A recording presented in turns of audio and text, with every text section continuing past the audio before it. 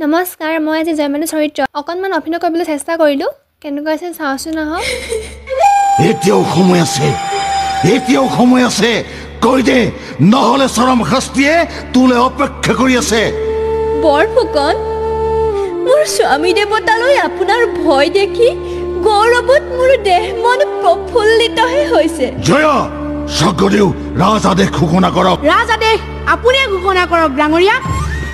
ৰাজাদেশ, জয়মতীক পোতাশালত বন্দী কৰি থোৱা হওক। গদাপানীৰ বাতৰি নকৈ মানে ৰাজ্যৰ মানুহে জনা নজনা সকলো শাস্তি বিহা হওক।